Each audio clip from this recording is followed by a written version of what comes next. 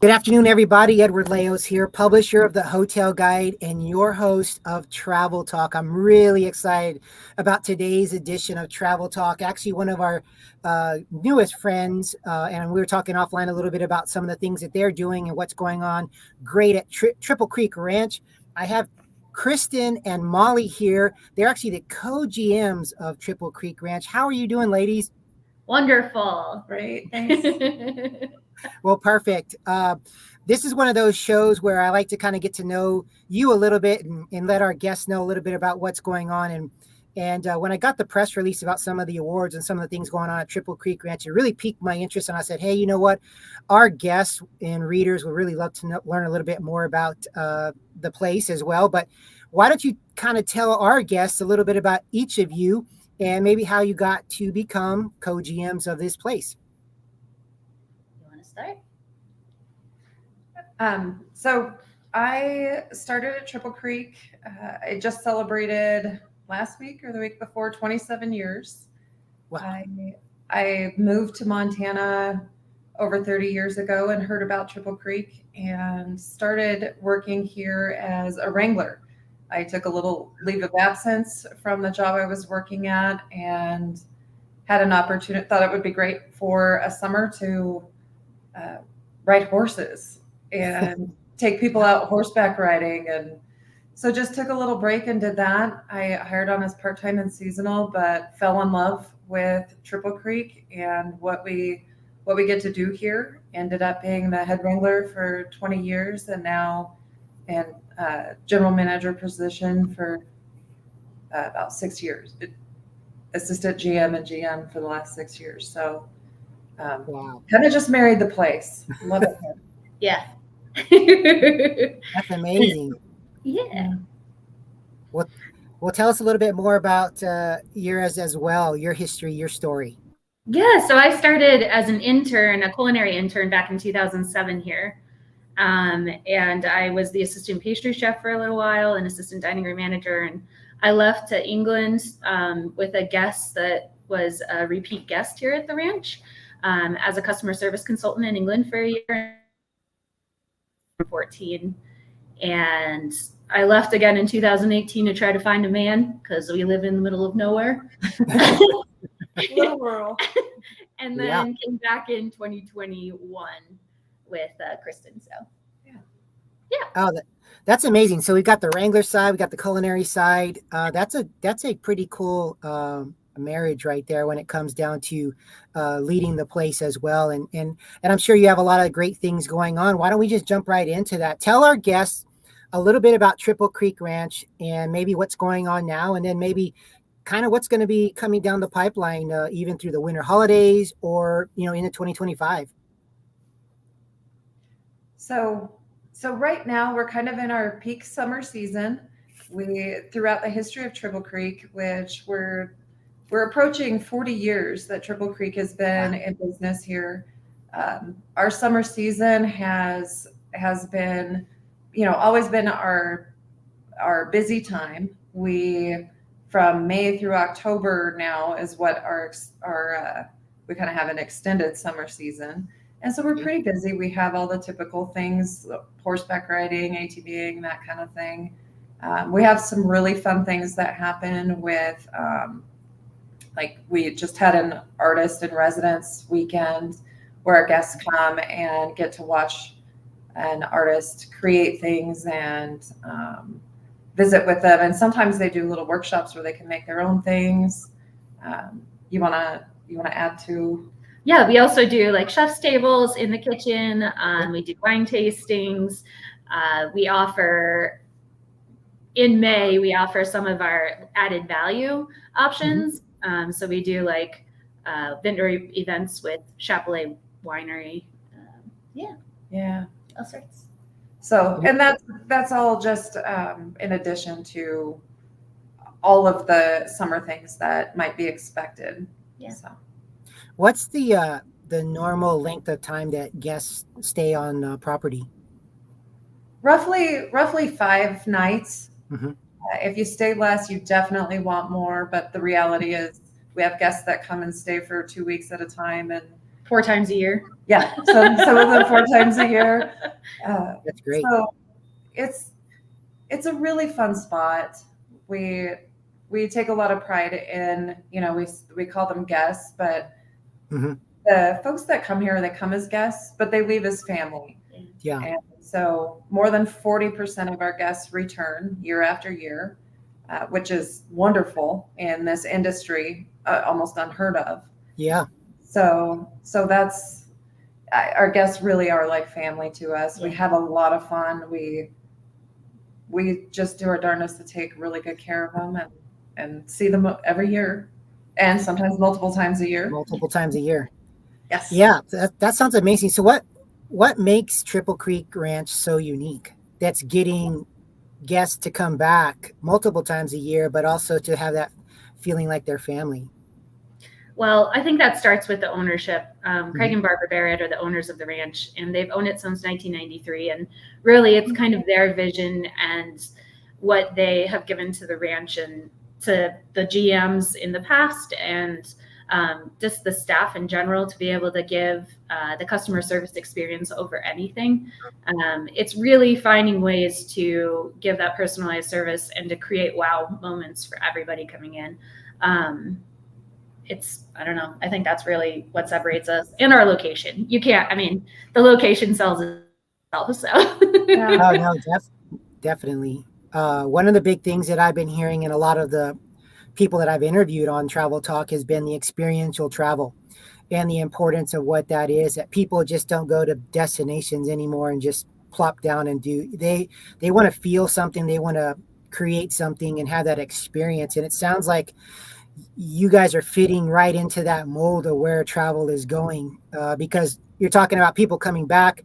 I love the words that you're using, family, as opposed to guests or stuff like that. So that just creates everything that's going on that's in the travel component right now. Yeah, absolutely. Yeah. Well, perfect. So let's switch a little and get on the personal side, because I think one of the things I always like our guests is to kind of tell a little bit about some of their travel experiences that they've been to, and maybe some of the bucket list things that maybe they want to get to as well. So everybody's got different tastes in what those are, but it's really cool for our readers and listeners to kind of learn a little bit about who we're talking to. But Christian, why don't you tell me a little bit about some of your favorite travel destinations you've been to so far? I really enjoy. A couple of years ago, one thing that we have a great advantage as is we're a part of Relais and Chateau. Yes. And so we have an opportunity to travel to our international congresses. And so a couple years ago, I attended the Congress and in Venice, Italy. Wow. And so my husband and I drug him along, poor guy. And we kind of toured Italy. But we're so fortunate in that we get to visit Relais chateaus kind of all over in North America, in other countries, and being a part of the Relais Chateau group or family, we get to go to some really amazing places. And the thing is, they're all unique to where they're located. So I've really enjoyed kind of just following. Sometimes poor Molly has to. I'm kind of more. The joke here is I'm Madam Outside and Molly's Madam Inside. Kind of how we divide and conquer. Kind of our wheelhouse. Sure. And so a lot of times going to the big cities or just doesn't really appeal to me. And then I go and I'm like, oh, it was great. And so we really are blessed being part of the Relais Chateau. Yes, I can imagine. Getting to go to a lot of great places. Molly's traveled a lot more than I have. But yeah, so Molly, tell us a little bit about some of your favorite travel destinations? Yeah, so I would have to say my favorite travel destinations that I've been to most recently was Norway. I think that Wow. that country is phenomenal. Pretty much where there's mountains is where you're going to find me at. I really loved Machu Picchu. I did the Inca Trail. I think that was one of the most culturally amazing experiences to really go into the different little villages and meet the locals and things like that. Inca Terra was who I went with, and they were absolutely phenomenal. I would recommend them over and over again. Wow. I also love Italy as well. How can you not love Italy? Oh, exactly. I think Southern Utah in the United States is just, I don't know. Southern Utah is a really special place in our country. So That's perfect. Yeah, there's a lot of great places here in the United States as well. yeah. But obviously international travel, we want to get out. That's, when you're in the travel and hospitality industry, you want to see the world. And so that's kind of a cool thing. Tell us a little quickly, maybe one or two of each of your bucket list travel places that you think you might want to try and hit up someday. You go first. I personally have always wanted to visit Ireland. I did some research, maybe 25 years ago, and have this kind of, it was an equine vacation company, and so I've always wanted to do that. I thought that would be that's my bucket list item. And Molly and I, one of us tries to be here all the time, and the other does the international. So every other year, she did Norway last year. I did Italy the year before. I'm headed to France in a couple of months. Yes. So we've got got some great opportunities. Yeah. Those are some great opportunities. Yeah. Molly, what about you? What are some of the Dolomites? Definitely hiking through the Dolomites. That's where I'm headed next. That's awesome. You're the first person that I've asked that question that has answered it that way. So really, okay. Cool. Yeah. Out of our 51 episodes, you're the first person to say the Dolomites as the bucket list item. But that's great. And again, it just goes back to what piques your interest. And when we talk about experiential travel, how you're doing that at Triple Creek Ranch, but you're weaving that into your own personal lives, which makes it easy for us to transcend that there at the ranch. And obviously then the guests become family, and they're telling people, because obviously family members are the kind of people that talk a little bit more than if they're just a guest. And so that's a really good thing that you are doing there. So we got a couple of minutes here. Why don't you tell me any final thoughts with Triple Creek Ranch, anything coming up that we need to be aware of?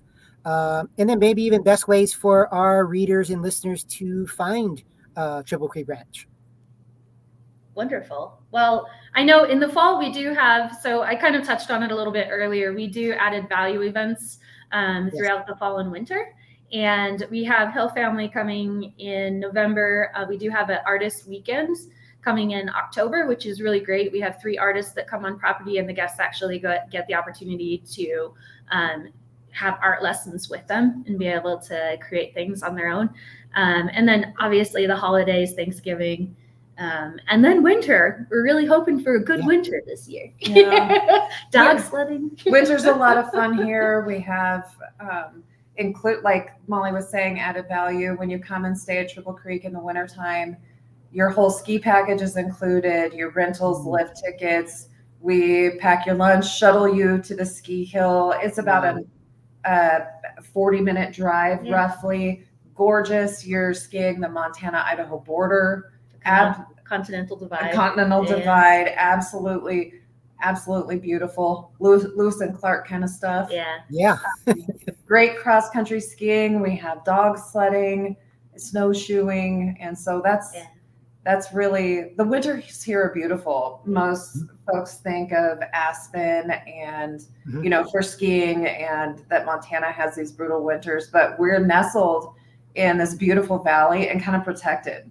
Our average temperature is 32, which means we get great snow overnight. And the days are above freezing and gorgeous. Yeah. And so we're not quite as posh. We're a little more authentic. Sometimes there's some cowboys on those ski hills. Yeah. But it's great. It's all natural, beautiful snow.